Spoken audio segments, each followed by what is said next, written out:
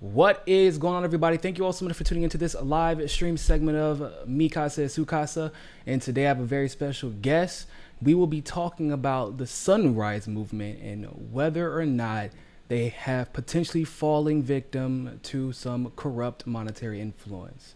Let's talk about it.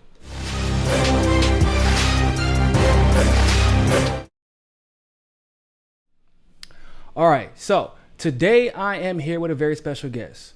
A lot of you all may have read a lot of his articles. I know his articles circulate a lot on Twitter, even on Facebook. People reach out to me about his articles because, I mean, they're just so substantive and so filled with facts, man. I mean, just the amount of research you put into these articles and the amount of exposing you do is very impressive. So today I would like to welcome Robbie. Robbie, we're going to go with Jaeger or Jagger? It's Jaeger. It's Jaeger. See, I was telling people it was Jaeger, man, but in my heart, I was kind of hoping it was Jagger, so I can call you Mick Jagger, like the swagalicious Mick Jagger. But we can go with Jaeger. It's cool. What's going on, Robbie? How are you doing, man? What's up, man? How you doing? It's good to finally be on, see you face to face. Yes, absolutely, man, absolutely. And for those of you who do not know, Robbie is a part of the MCSC network. He's one of our best researchers, and he also provides a lot of articles and things like that. And hopefully within the coming weeks, Robbie and I will actually be doing a podcast very similar to what Sophia and I do when we go live, except for this one will only be available in podcast form if you're on Rockfin. So make sure you subscribe to Rockfin and get those podcasts. So, Robbie, man, first, can you give a little background information about some of your other articles that you've put out and some of the findings that you found? Yeah, sure. So my first article that I wrote was about basically centered around the email that Tulsi Gabbard received from Michael Kibes and Darnell Strom during the 2016 cycle, where after she had stepped down to support Bernie Sanders, she kind of got this email from a couple of high-class talent agents that work at CAA and UTA, giant talent agencies around, probably the biggest ones. It kind of just took a look at who their clients were and drawing some correlations between, some of the backlash that she's been getting and, just asked a few questions about, if there was any kind of coordination or, if the conditions exist that there could be. I followed that up with an article about the Young Turks. I examined their corporate structure and, their philosophy about big money in politics and then their, the hypocrisy, the clear hypocrisy about big money in politics and then taking. So basically how they would talk about not taking big money in politics, but yet they would, take big money and then the same corporate money to fund their network. And, I examined, their corporate structure and, that kind of thing. And, it was kind of, those two were they kind of took off out of nowhere.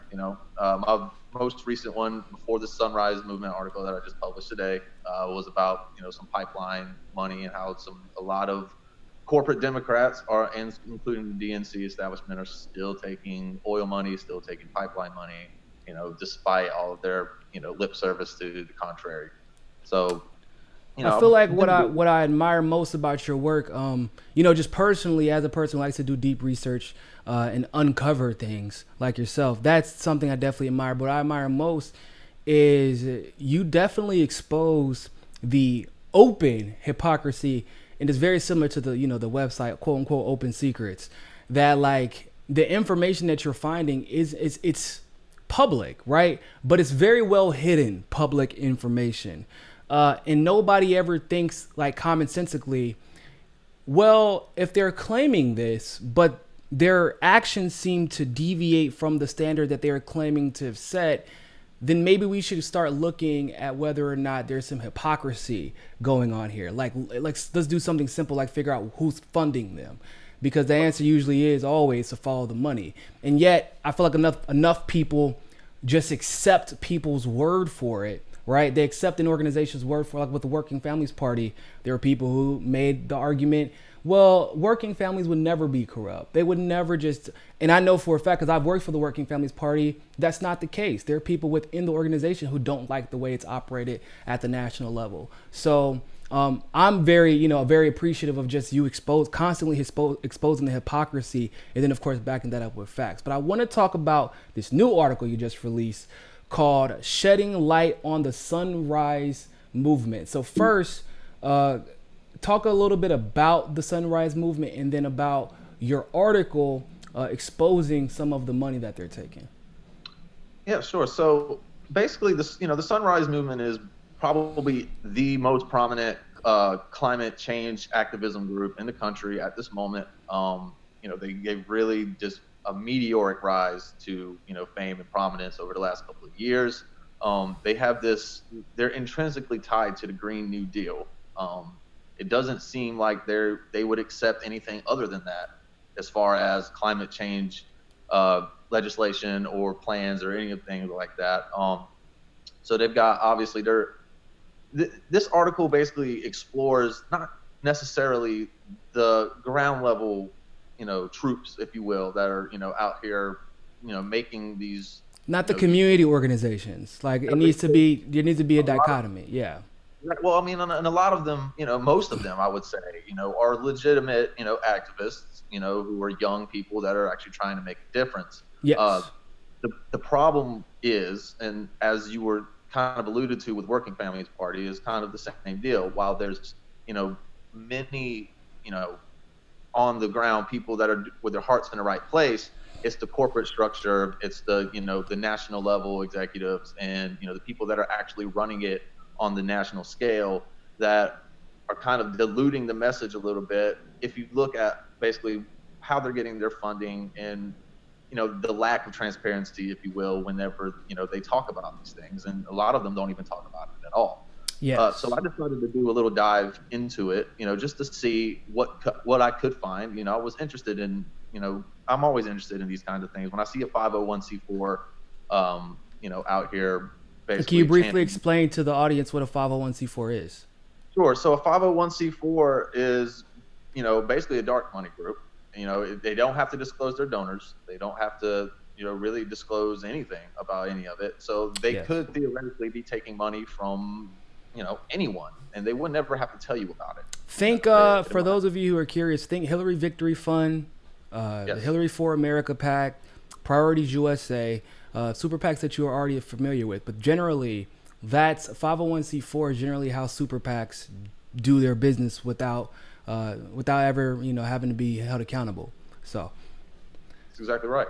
And I maybe take this, a little bit to the extreme in some cases because I distrust them 100% in every shape and form, So in my opinion, transparency, especially when it comes to millions of dollars changing hands and who is funding the narrative you're pushing, that's very important to me. And when people and organizations don't want to get into that conversation, it kind of raises a red flag to me, because if you didn't have anything to hide, then why would you hide it? Yeah. In the system, of course, the FEC doesn't do a good job of incentivizing transparency because, for example, with the 501c3, yeah, it's transparent, but you can't get any tax breaks for donating to a 501c3. Right? Which doesn't make any sense. And then, of course, you're limited to how much influence you can have or participation you can have for anything political. It doesn't even have to be for, like, for example, a political campaign. Just the Sunrise Movement and their engagement, because it's considered political, they're limited if they go 501c3. So it's almost as if, to a certain degree, the laws are made so that we're going to be dark money in case we need to funnel some money into your organization to steer it one way or the other.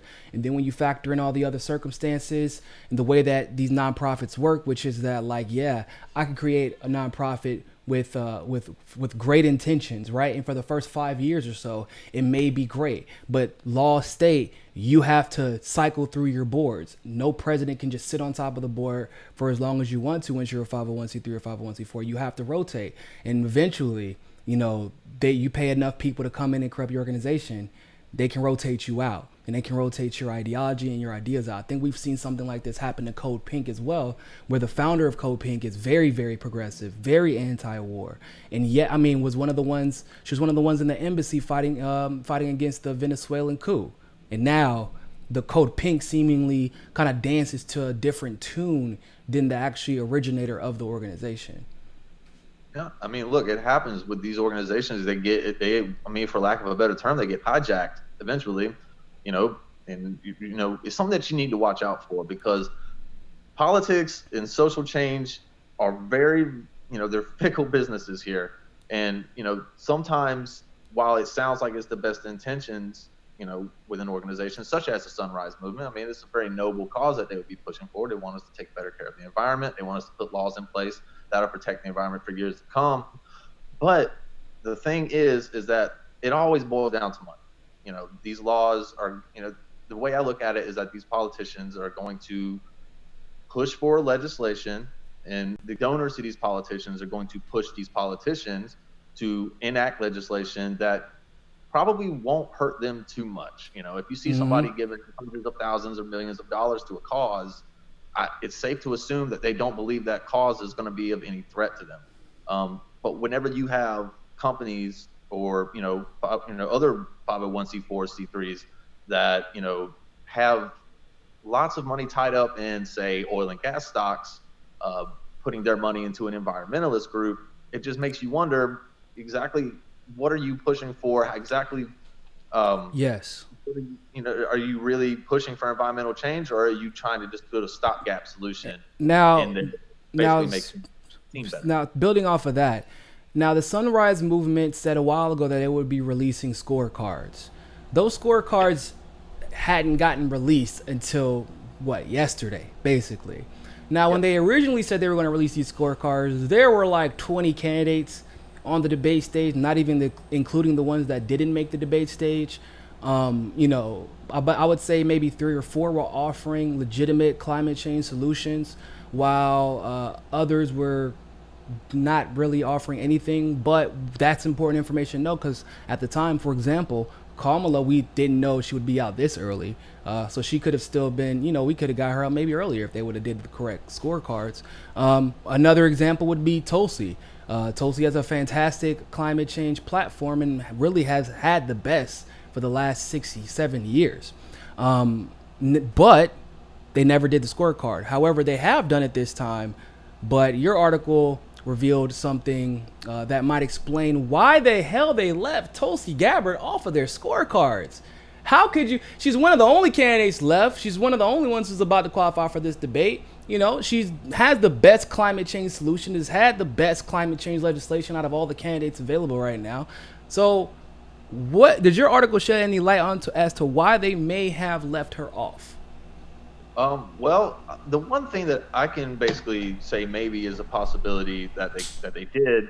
Well, there's a few things. Well, for one, the scorecard as it stands right now only features Sanders, Warren, and Biden of all people, which is kind of ridiculous in my opinion. Sanders did come out on top of the scorecard, as you would suspect. He's very active when he does talk about climate change a lot. He has, pushed through a lot of, he's brought the discussion, right? Yes. Now, obviously, you won't want to compare him to Warren. I can understand why you'd want to do that, but putting Biden as your third candidate, and there was only 3 candidates on the scorecard. Biden, that's a joke, right? I mean, nobody really believes that Joe Biden is actually going to do anything about climate change or fossil fuels or fracking or anything like that. I mean, it's just ridiculous. He's very adamant to making sure that we know nothing will change. Right. And nothing will fundamentally change ever, right? So I think they just put Biden on there, to give, make everybody see how atrocious his record is, which, okay, by comparison to the rest of them. But, in my opinion, I'm a huge no fossil fuels guy. I'm very against, running, especially with the oil and gas pipelines that we are continually running through indigenous people's lands, in the water supplies that we're ruining. And Tulsi Gabbard, obviously, she has legislation that is literally titled, Off Fossil Fuels Act, So why she wouldn't be included in this is kind of, beyond me. And realistically, why she isn't number 1, right? That's the real question. I mean, as much as I like Bernie, and Bernie has been fantastic on climate change, but he's been, I would say, a day late and a dollar short and a step too slow when it comes to climate change. Like, realistically speaking, the OFF Act has been introduced twice. He didn't openly support it either of the times. And even though it was endorsed by 400 climate and environmental organizations, he did instead decide to support the resolution of the Green New Deal, which, once again, I'm glad that the idea of a Green New Deal is becoming so popularized. That's good. However, it's beginning to seem that people are more so using it as a marketing gimmick rather than introducing and pushing for substantive climate change legislation. Because the OFF Act would have been good in conjunction with the Green New Deal. It actually covers everything the Green New Deal does and then some. And yet Bernie didn't support that full-throatedly like he did he didn't support the OFF Act full-throatedly like he did the Green New Deal. And yet out of his mouth, like many others, everybody's saying climate change can't wait. So then you have to once again ask, well, why Bernie wasn't supporting that, in the beginning? And even if you want to say it's political strategy because he wanted the attention for the Green New Deal, okay, cool, politics. I would appreciate if he didn't play politics with climate change, but either way, cool. So then rank him where he should be at, in my opinion. You get what I'm saying? Cool, you can say everything right now, but the person who said everything right was more substantive in their climate change advocacy and did it early with legislation to prove it, in my humble opinion, should be the number one. Number two isn't bad, but he just shouldn't be number one. Well, there's another couple things too, though. So I think the previous question, about how wide Sunrise Movement may be kind of pushing candidates like Tulsi Gabbard and Andrew Yang to the back burner on this is because Tulsi in particular isn't pushing the Green New Deal. She's pushing, she has her own legislation. Sunrise Movement is, they are one with the Green New Deal. They won't accept anything other than the Green New Deal. So if you're not pushing the Green New Deal, I wouldn't expect the Sunrise Movement to either pay much attention to you or give you much shine, on the national stage or the conversation. Yeah, it's marketing. They're pushing the Green New Deal. That's it. That's all. There's nothing else, So considering Gabbard doesn't push the Green New Deal, like I said, she has her own legislation, which is, amazing. But she's not pushing the legislation that they want. So that might be another reason. And my thing is, what legislation though? Like, well, right. You know what I'm saying? Like, yeah, okay, y'all can want her to, because it's not like if a Green New Deal that was actually good came through as a bill and then Tulsi wouldn't support it. That's not what's happening here. It hasn't been introduced as a bill. Right. That's absolutely true. It's more of a plan than anything else, and it's gone through many different iterations, as you know, starting with the Green Party, and then going through, how with the AOC plan and now Bernie. But another thing, if you wanted to take it a step further, and you might put our little thinking caps on for a second, the OFF Act, obviously is trying to remove fossil fuels from, from our country and our society. Well, a lot of the companies that are funding the Sunrise Movement, and I say companies, I should mean organizations. That's what I should say. A lot of these organizations, such as the Sierra Club, Rockefeller Group, they may not be directly, and I go into this in the article, some of these organizations aren't directly putting money into the Sunrise Movement because, let's just face it, Sunrise Movement doesn't disclose their donors. So there's really no way to know until, you just got to do some research to find out, some, these organizations give out grants, and stuff like endowments. Oh, hold up now. So what you're saying is the Sunrise Movement may be a little bit shady. Well, maybe. You gotta spill some of that tea, dog. So hold up. So you say there are people like the Rockefellers, the Sierra Club. I mean, for those of you who don't know, the Rockefellers are, we're not talking about Jay-Z, okay? We're talking about the actual Rockefellers. And I don't think they really are into climate change, considering, if I recall, a lot of their money came from oil, if I recall. Well, so, starting with Sierra Club, Sierra Club is basically a man named Michael Dorsey was a former director of the Sierra Club, who is actually one of the founders of the Sunrise Movement as we know it today. Sierra Club, actually, according to their 2017 tax returns, they received, tens of thousands of dollars in shares of BP, Lockheed Martin, Boeing, Merck, so these companies that are, or Southwest, I said Boeing, I meant Southwest. Yeah. But BP in particular, it says, what is this? About $20,000, they received 516 shares of BP stock. That's worth about $20,000 at the time it was given. And, to some organizations that may seem like chump change, but the fact of the matter is that they have an environmental group is getting paid or donated to in the form of, stock shares belonging to oil and gas companies. Now, I'm confused. Why would an oil and gas company want to support a climate change organization? Robbie, you got to explain this to me because I might be slow, but last time I checked, the only time an organization like, the Sunrise Movement would accept money from an organization that is antithetical to everything they represent, it's because the organization that is antithetical to everything they represent is trying to stifle them from making legitimate substantive change. Is that what you're trying to tell me, Robbie? Is that the possibility that we're talking about here? Well, basically, I mean, it's like a proxy situation. So Sunrise Movement isn't directly taking these donations from BP, right? Or not, and if they are, they're not disclosing them because they don't have to. It's the Sierra Club that is taking these, right? And the Sierra Club is giving their money to the Sunrise Movement. So that money is tainted, right? And this is how campaign finance works. This is how dark money works. It's not a very direct thing all the time. They don't have to just walk up, some corrupt individual walks up to your favorite organization and hands them money. No, they hand with the Waluigi mustache and hands them a bag of coins.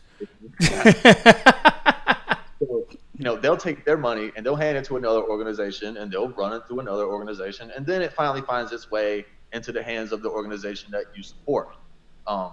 Which is why our campaign finance system and our just all of that is crazily just corrupted. And it's a joke. Honestly, it's pretty much a joke.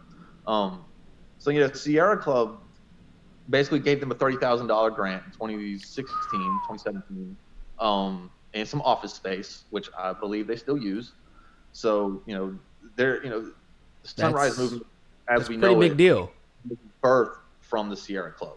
So Sierra when you say office space, you mean like Sunrise Movement is operating, at least one of their locations is operating out of a space given to them by the Sierra Club, which takes all this big oil money. One of their previous tax returns, the address registered to that is also the same address that was registered to Sierra Club. Now, what's funny about that?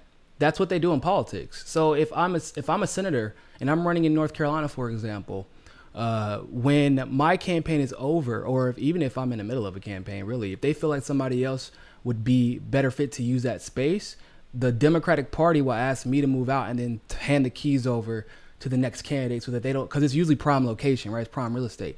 And they will tell me to hand the keys over to the next candidate that needs that space at the time that might have a better chance of winning. But it's also so that you can monitor them. And if they step out of line, you kick them out.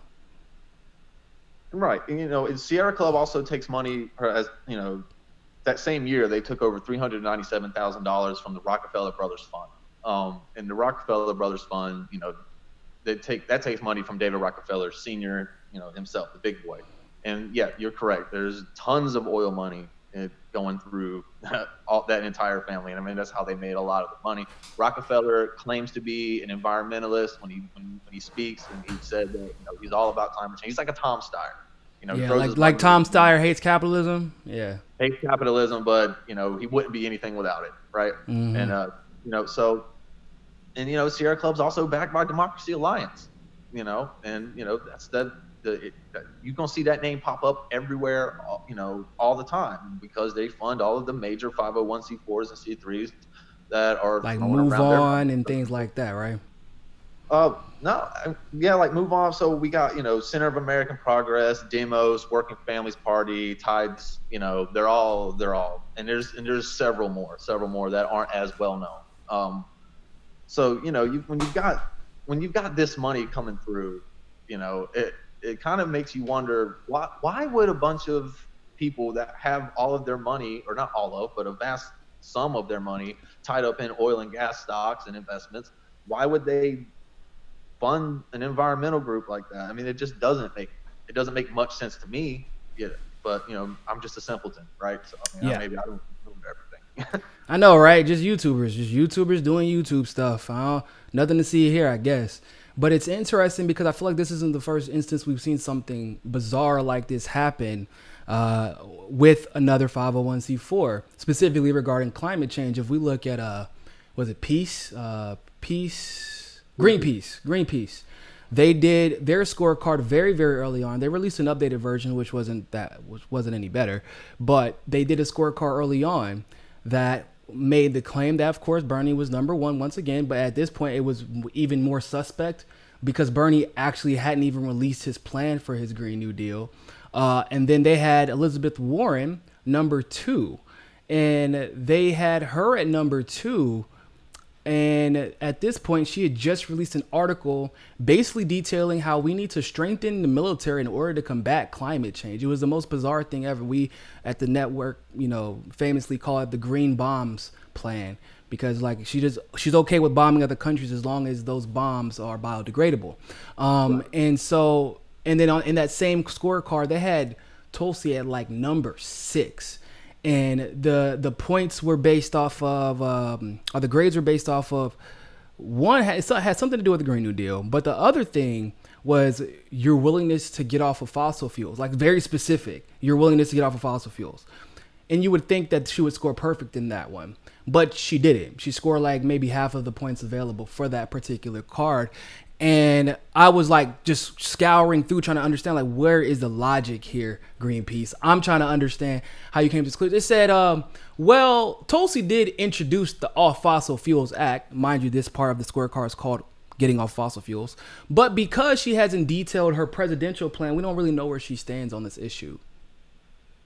Yep, like she just released that. She just released it in Congress. And she actually, for those of you curious to figure out why it's taking her so long to she basically has to get a whole nother team to reintroduce the presidential version of her off-act plan.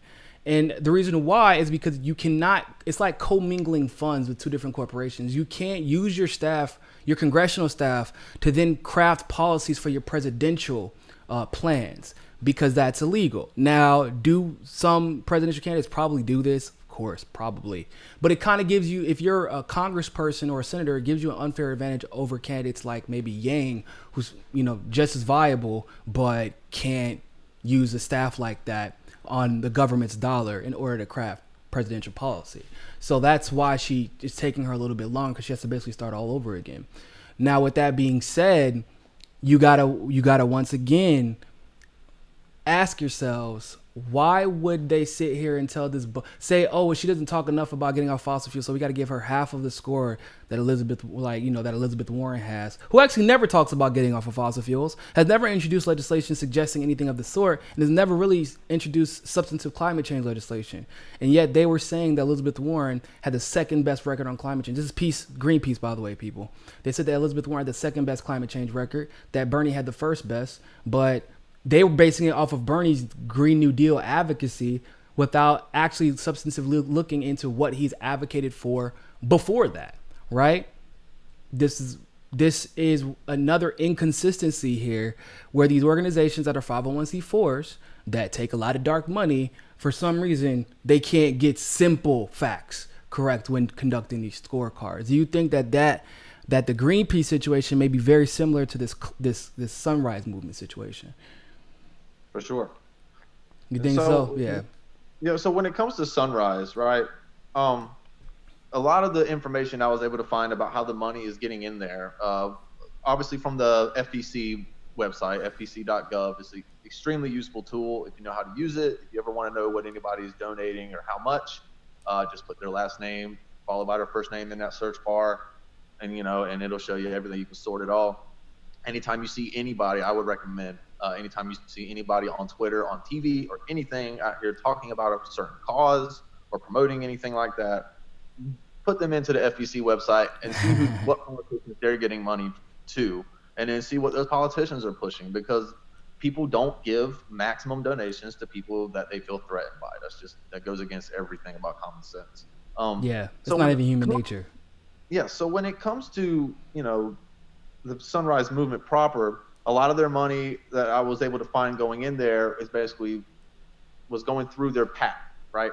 And the PAC they have to disclose their donors for that. Yeah. So those are all FEC records. So basically, when it started out, they were taking money from a big time, Hillary Clinton and Priority USA donors, like Rosalie Danbury.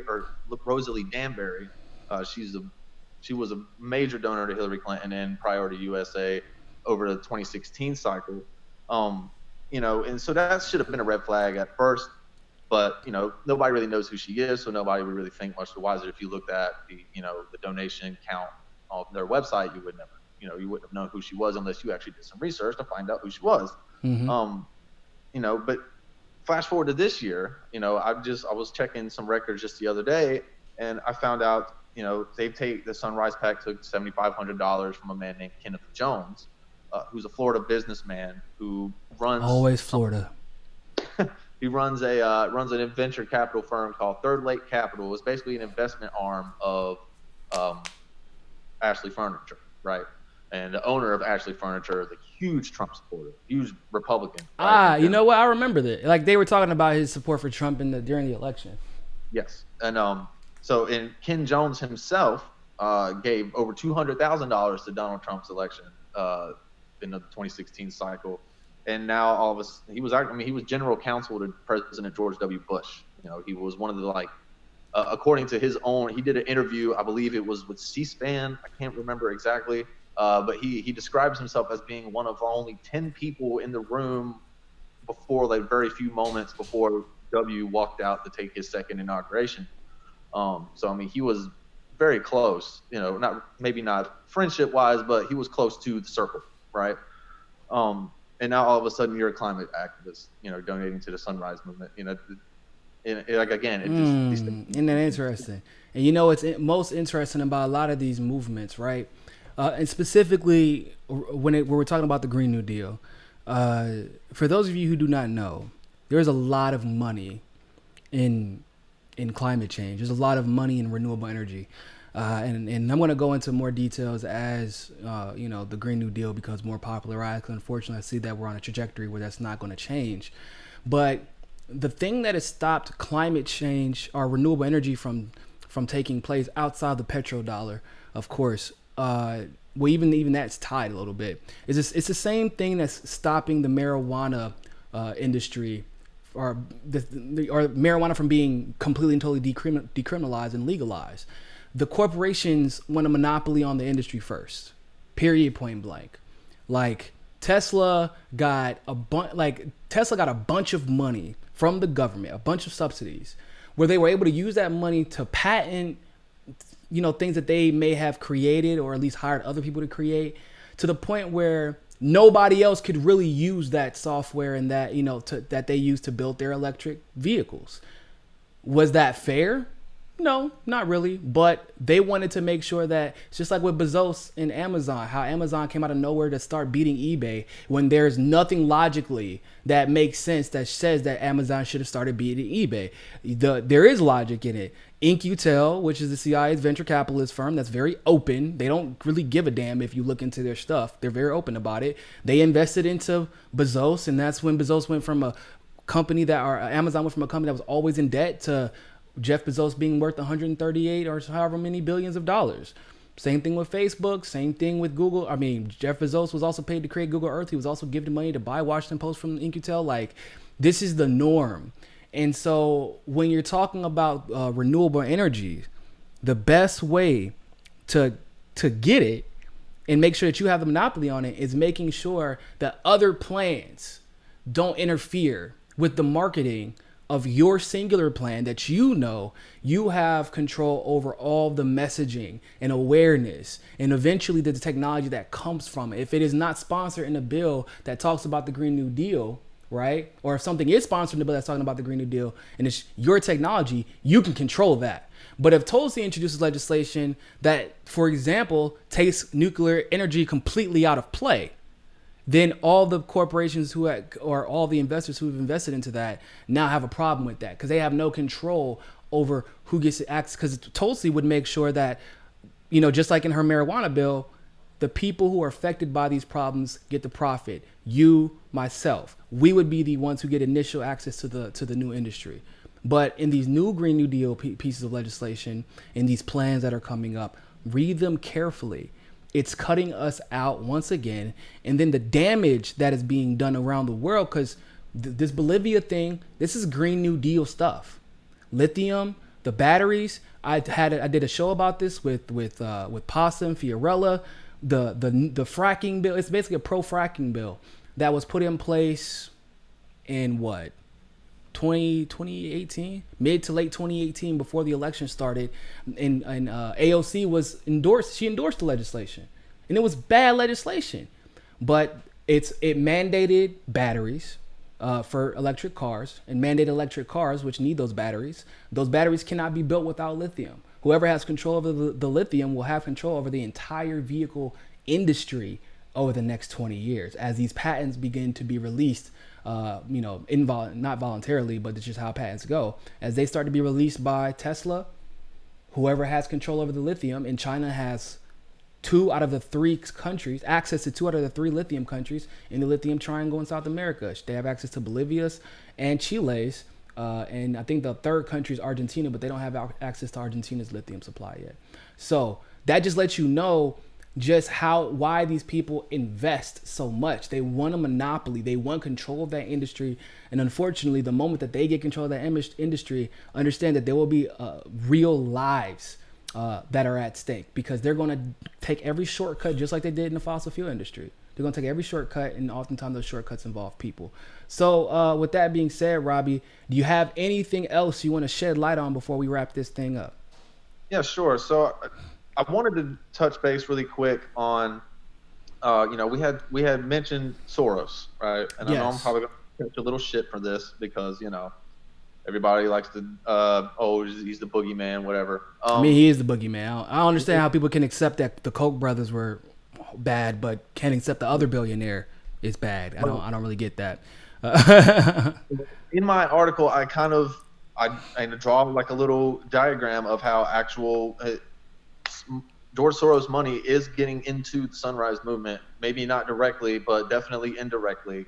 Through numerous, 501c4s, one of them being America Votes. They gave $40,000 to Sunrise PAC in 2017. And stuff, other organizations like that, but on a personal level, last year, George Soros donated a total of $530,000 to a Raleigh, North Carolina-based organization. It's 527, so they have to disclose their donors and everything. State Victory Action, right? State Victory Action then turns around and donates $150,000 to the PA, or the Pennsylvania Conservation Voters Fund, right? And this is just an exercise on how this all works. The exact same amount? No. So Soros donated to what organization? So Soros donated $530,000 to a 527 called State Victory Action. Then State Victory. State Victory donates $150,000 of that to the Pennsylvania Conservation Voters Fund, right? That Conservation Voters Fund donates $12,000 to the Sunrise PAC, and then Sunrise PAC donates that to the Sunrise Movement proper, right? So it's kind of a trickle down effect. I didn't even know that was legal. It's definitely, yeah. I mean, they don't have to make it a donation. They can make it like some kind of transfer, or a lot of times they'll say that it's for paying staff, or true. Whatever. They trust me. There's a million little loopholes that they can go through that do this. Sunrise. Let's see, the Movement Voter Project.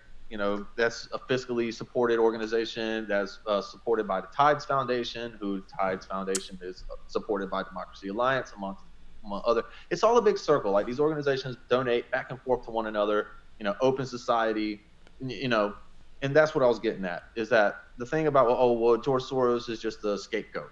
Not really. His money is dirty, especially when it comes to environmentalists. He's a scapegoat banned from a lot of countries. It's kind of the Koch brothers are a lot of things. They're not banned from a lot of countries. That's and they're bad. And so imagine how much worse Soros has to be as far as the reach of his money if he's banned from countries. Well, see, the question that a lot of people might ask is, why should we care if Sunrise, or any organization, but Sunrise in particular, why should we care if they're taking Soros? Here's why. Soros Fund Management, which is his giant investment firm, right? That he has all his money, or most of his money, tied up. He's got like $400 million tied up in Caymans, but let's just focus on what he's got here. Soros Fund Management has a portfolio of almost $3 billion, with a vast portion of that tied up in companies such as, but not limited to, BP, Duke Energy, Dominion Energy, Travis Roberts, and Energy Transfer Partners, and that's just to name a few. There's numerous others, but the ones I just named, all of these companies not only are obviously oil and gas utility companies, but all of those companies also own stakes, majority stakes in major oil and gas pipelines that are running through our country right now or plan to be. In the case of Duke and Dominion, they're majority owners in the Atlantic Coast Pipeline, which is a proposed pipeline that is supposed to be running through North Carolina, Virginia, and that's going to run through at least 4 different counties with at least 3 different indigenous tribes. So yeah, it does matter. The money that Sunrise Movement is taking that we can find, because they're not disclosing anything, it's not necessarily grassroots. When I think of a grassroots organization, I'm thinking of millions of people. Like, okay, I use Bernie's donations as kind of an example of a good example of grassroots. You have a massive, you have millions and millions of small donations, right? You might have the occasional max out here and there, right? But a lot of times it's a great showing of support. It's like the opposite of Pete Buttigieg, right? So Bernie Sanders got millions of people. Well, right. I mean, he's got millions and millions of people donating small dollar donations, right? That's a genuine show, an indicator of widespread grassroots support. Pete Buttigieg, he was outraising Joe Biden, right? For a while there. I'm not sure if he still is, but his donor count is significantly smaller because he's getting significantly larger donations from, billionaires and people that are executives and corporate hierarchies. It makes it look like he's got strong support, but really that number is inflated, and it's not exactly the same thing. And this is how I look at it. It's stupid to inflate those numbers, by the way, because you trick yourself. You end up tricking yourself into believing you're more popular than you actually are.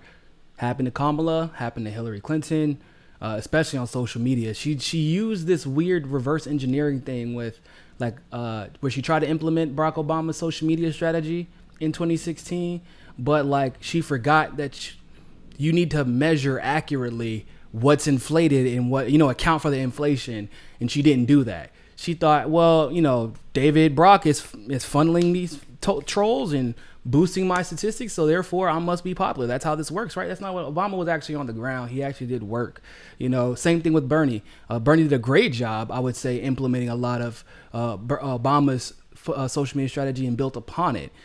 Tulsi, same thing. And she's really not a social media type of person. This is the first year that she's and it's funny, I actually joked with her about that. I sent her, it was an update from Reddit or something like that, and I used some type of acronym or abbreviation. She was like, "What is that?" Oh, I said ID Paul. I said ID politics, but I said ID Paul. She was like, ID Paul. Oh, what's that? I was like, identity politics. She was like, oh yeah, I'm still getting the hang of this stuff.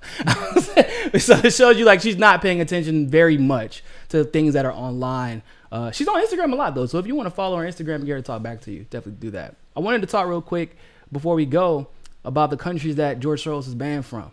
George Soros is banned from Hungary. For those of you who do not know, Hungary is the country he was born in. Okay, he was banned from Hungary. He's banned from Macedonia.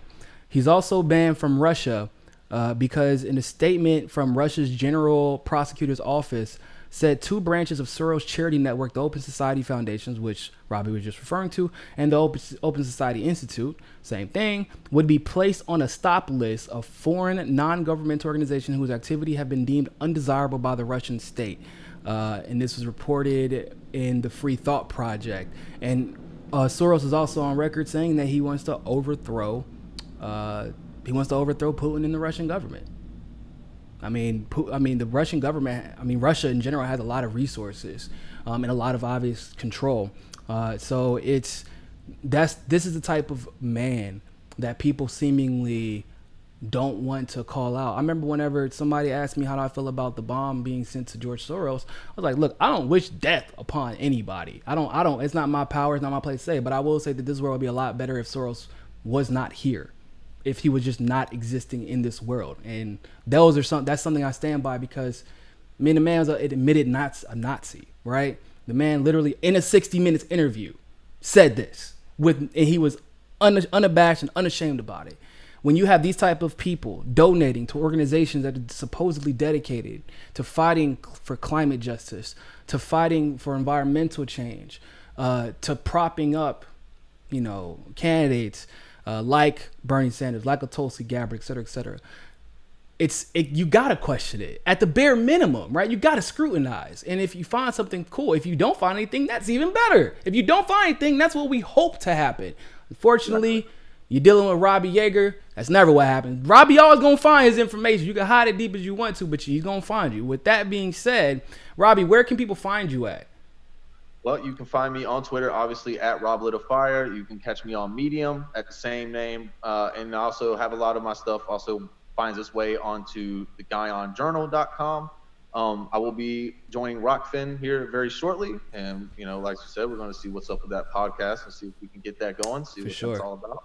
And I just want to close out real quick by saying, this isn't to say that if you are a member of the Sunrise Movement or if you support them, I'm not telling you to stop supporting them. I'm not telling you to stop fighting for climate justice. I'm not telling you to do anything like that. Basically, I just want you to realize that this is a cautionary tale. These organizations aren't always exactly as altruistic as they appear to be. Definitely always do your research. And if you don't, I'll do it for you. He's not lying about that. Donate to your local organizations, right? Work for your local. I just tweeted about this with the Humane Society when I caught their national campaign doing some marketing scheme where they put a bunch of cats and was like little kittens too, the cutest little kittens that they supposedly just rescued from a bunch of bad properties, and they were all of them were cute. I'm like, everybody you rescued today was a cute kitten, and it didn't say anything about adopting them. It just said donate to help put these kittens in good facilities.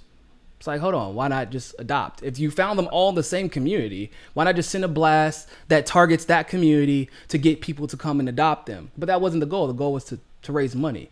Now, does that mean that you working at your local Humane Society where they get checks donated to them specifically, that those people are bad? No, right? That doesn't mean that community organization is bad, but the national marketing scheme versus the local community organization, those are two different things. Just like a campaign can be ran differently at the national level than it is on the ground with grassroots.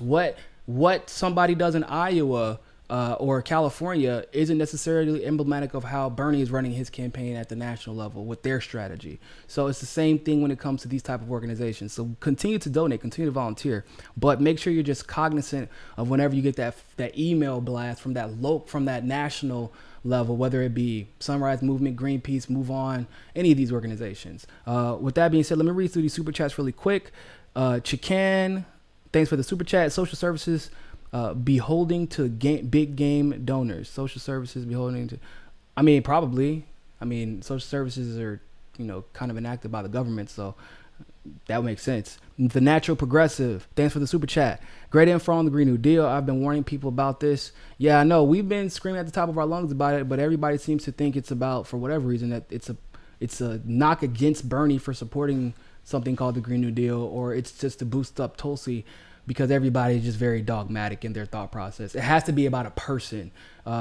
Nobody's ever really thought to think that maybe that people support Tulsi, for example, because they understand the Green New Deal is not what it's being portrayed to be, and they know what her off act really was and is, and that's why they support Tulsi. People think that everybody just works backwards from their conclusion, when I can say honestly, and I think Robbie would agree with this, Tulsi supporters are the most critical of their candidate out of all the candidates. We are the most critical. We hold Tulsi to a much higher standard. During her Bolivia thing, I knew that she was sick and all that good stuff, but every video I had talked about Bolivia, I was very clear. Tulsi does need to speak up. She needs to speak up, but she needs to have the best answer. It isn't just enough to speak up, but she needs to speak up. She needs to get it right, and she did. But she still got hounded by her supporters for every day that she didn't speak up, and the excuses, even though it was a legitimate reason, her supporters don't care about excuses. They want to see her be the best candidate she can be because they feel like she's representative of. They work backwards from their conclusion, which is these issues matter more than any one candidate. There are other people who work backwards from their conclusion that their candidate is worth more than any one issue. By the way, Robbie, real quick, because I know we talked about Bolivia a lot before we go. Do you find it interesting Do you find it interesting that you haven't seen really any videos on Bolivia, any comments on Bolivia, any concerns about Bolivia? Nobody really cares about Bolivia anymore, right? Evo Morales is still exiled. There's still a fascist government in charge, and the military coup did still happen. The United States was still involved. And the situation is actually getting worse, by the way, on the ground. Why do you think that all of a sudden, just coincidentally after Tulsi speaks out on it, nobody is talking about it anymore? Well, you know as well as I do that anytime they don't want to give anything she has to say credence on a national level. So as soon as she comes out with a great idea or a great statement, God forbid they have to agree with her, right? So now we're all about we're on to Hong Kong again, right? We're talking about that again. Bolivia is a thing of the past. Venezuela has been swept under the rug as well. So it's just par for the course with the national media. They're not even hiding their biases anymore. It's a complete joke. And I mean, but that's what indie media like us are for. So you can kind of cut through that. Cut through it all and kind of just see. They're not always going to get everything wrong, but they're not always going to get everything right. And a lot of times they're not really telling you what you need to know. They're telling you what they want you to know or they want you to hear. And, and that all goes back to who's paying their paycheck. Yep. 100%. And like I said, the Bolivia situation is just crazy to me because it was the most important issue in the world for that 2 weeks that Tulsi couldn't speak. 1 week she was legitimately sick. The other week she was researching, but when you get sick, and I don't know if y'all know this, if you ever seen Tulsi, she always has like a book in her hand. She oftentimes before she speaks on the issue, if she's asked about it and she doesn't understand it, she says, "I'm going to study that issue first before I speak on it. I'm not well versed enough in that particular subject for me to give an answer," which is the best answer you could possibly give in that situation. And when she says she's going to study, she means that shit. She means Absolutely. It. Like, real talk. And so. You ever try studying when you're sick and also running for president while being sick, while having to travel, while basically running your own campaign with little to no staff to assist you with that? It's not easy. And while preparing for a debate, by the way, where they're going to try to throw curveball after curveball at you. If I'm picking one, it's going to be prepared for that debate. So the moment that the debate was over, I think it was the next day, right? The next day, she put out the statement about Bolivia. And my assumption is that they didn't ask her about it during the debate stage and I think that she was going to actually speak about it during the debate, by the way, but they didn't ask about it. They refused to speak about Bolivia, which is super weird, right? Talk about Hong Kong, talk about China, won't talk about Bolivia. But you got to just really examine when Bernie supporters, for example, see Bernie at the top of the list for the Sunrise Movement or the top of the list for the Greenpeace scorecard. That's where they stop. They don't question anything about that after. However, even if Tulsi was number one, if they would have Elizabeth Warren as number two, I would immediately like, okay, well, hold up. What? How do you have Elizabeth Warren ahead of Bernie? Now I got to question the integrity of this entire scorecard. Now I'm even going to question, why the hell would they even put Tulsi as number one? What about Tulsi's plan makes them so comfortable with putting her number one if they're going to put Warren as number two? That is what would immediately come into my mind. Even when Tulsi got the donation from Jack Dorsey, and it was a very public thing, it was a maxed out legal donation. It wasn't anything crazy. It was like the $2,700 or however much. However, it still raised a lot of questions in Tulsi supporters' heads, like what the hell? And then we come to find out through research because of that instance that, oh shit, that's because Saudi Arabia controls Twitter now and Jack doesn't, like literally. So you gotta ask questions beyond this dogmatic logic of, well, if my candidate's benefiting, that I don't care to look any deeper, even with extenuating circumstances. And that's one thing, like I said, I think that Robbie brings to the table. He didn't just, he could have just said, oh, well, TYT and Katzenberg money, and that's the why Anna smears Tulsi. Nah, he dug deeper and tried to figure out what is it about Tulsi that really seems to not only rub Anna, Cenk, not necessarily Cenk, but definitely Anna, definitely Emma, and a lot of people using the exact same smears the wrong way. What is it specifically about her? He was able to dig past the TYT Katzenberg and Tulsi and dig deeper and see the pattern that ultimately revealed the information that you all are familiar with about CAA's talent agency and UTA's talent agency. So with that being said, ladies and gentlemen, thank you all so much for tuning into this live stream segment of Mikasa Sukasa. Thank you for coming on, Robbie. You all should, once again, matter of fact, I'm going to link that article in the description right now. so that you all can check that out, because this is very, very important. And you know how I feel about exposing people. So make sure y'all share that article everywhere. And make sure you follow Robbie. His Twitter handle is in you see it below, right there at the bottom right of the screen, bottom right hand of the screen. Other than that, ladies and gentlemen, thank you all so much for tuning into this live stream session with Mikasa Sukasa. And always remember, more than anything else, find your balance. Peace. Don't forget to hit that subscribe button and hit that notification bell if you like that segment of Mikasa Sukasa. Of course, if YouTube is giving you trouble, as it always does, you can download the Rockfin app and follow us there. Also, if you want to continue to help our show grow, you can help us reach our goal of 500 patrons on Patreon and donate as little as $1. Really, anything helps. Other than that, always remember, people, more than anything else, find your balance. Peace.